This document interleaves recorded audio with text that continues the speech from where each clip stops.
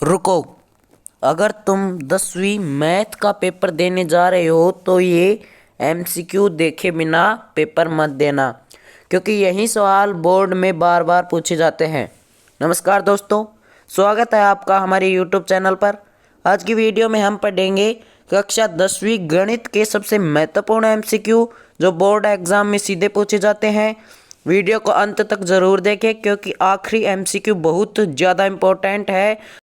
वर्षों में 4 से 5 बार पूछा जा चुका है।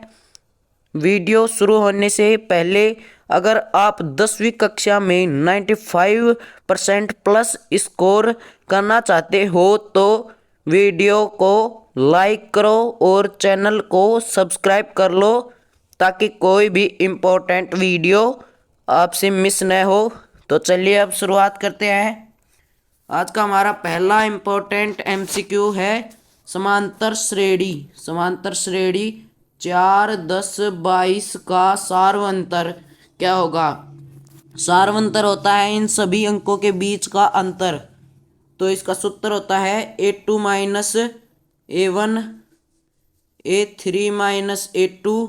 कोई से भी सूत्र से आप ज्ञात कर सकते हैं जो भी आपको दे रखा है।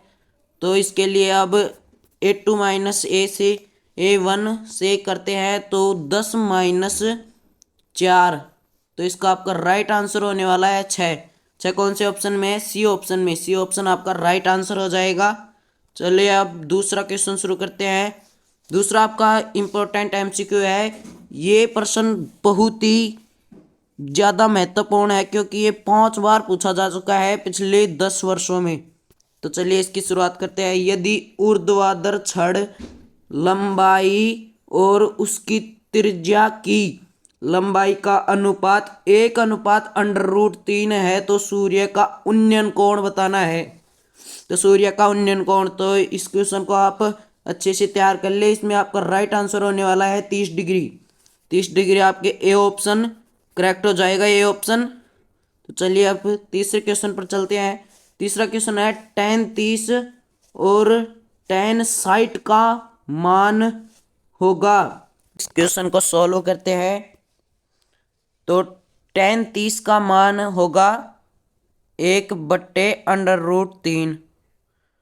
गुणा में करना है। tan 60 का मान होता है √3/1। तो अब इसको हल करते हैं। तो √3 1 से गुणा होगा तो √3 आएगा, और बट्टे में भी √3 आएगा। तो √3 और √3 आपस में कट जाएंगे। तो आपका इसका आंसर होगा 1। एक कौन से ऑप्शन में है? सी ऑप्शन आपका करेक्ट हो जाएगा, सी ऑप्शन। अगर ये मान आपको याद भी नहीं रही तो मैं आपको एक बहुत ही अच्छी ट्रिक बताने वाला हूँ अगले वीडियो में। तो चलिए अब शुरुआत करते हैं। चौथे क्वेश्चन की तरफ चलते हैं। चौथा क्वेश्चन आज का हमारा है बिंदु पर 5-4 की x से दूरी। 5 और -4 की x से दूरी बतानी है। x से दूरी पूछे तो y का मान बताना होता है। तो इसमें y का मान -4 है। -4 है, लेकिन दूरी कभी भी माइनस में नहीं आती है, इसलिए इसका राइट आंसर हो जाएगा सी ऑप्शन आपका 4।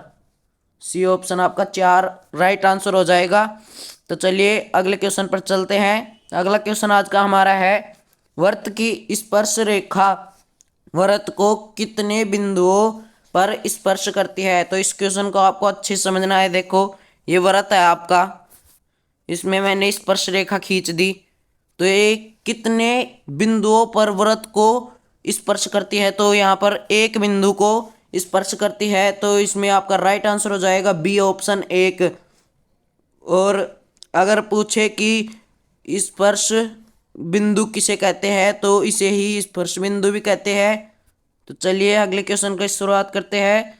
छठा क्वेश्चन है किसी वृत्त के व्यास के सिरों पर खींची गई स्पर्श रेखा परस्पर होती है।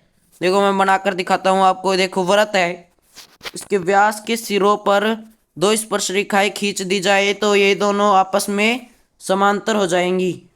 समांतर कौन से ऑप्शन में है? ए ऑप्शन में आपका करेक्ट आंसर हो जाएगा समांतर।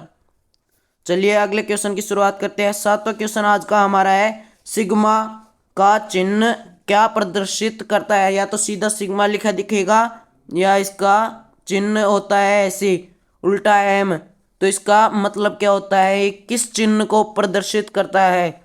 तो ये योग को प्रदर्शित करता है। तो इसमें ए ऑप्शन आपका राइट आंसर हो जाएगा। ये क्वेश्चन भी 3 से 4 बार पूछा गया है पिछले वर्षों में। चलिए अगले क्वेश्चन की शुरुआत करते हैं। अगला क्वेश्चन हमारा है, निर्देशांक 4 और 3 में भुज और कोटि ज्ञात करो। भुज और कोटि को समझो अब तुम। भुज तो होता है एक्स का मान और कोटि होती है वाई का मान। तो आपको पता होगा कि इनमें एक्स का मान तो प्रथम को मानते हैं और दूसरे को वाई का मान मानते हैं। तो इसमें भुज तो हो जाएगा 4, भुज हो जाएगा आपका 4 और कोटि आपका हो जाएगा, इसमें कोटि आपका हो जाएगा 3। अगले क्वेश्चन की शुरुआत करते हैं। ये आपका लास्ट क्वेश्चन है और सबसे इंपॉर्टेंट क्वेश्चन है। तो चलिए अब शुरुआत करते हैं इसकी भी। वृत्त की स्पर्श रेखा और त्रिज्या के बीच का कोण। अब देखो मैं वृत्त बनाकर दिखाता हूं आपको। ये रहा आपका वृत्त की स्पर्श रेखा। ये लो मैंने स्पर्श रेखा खींच दी।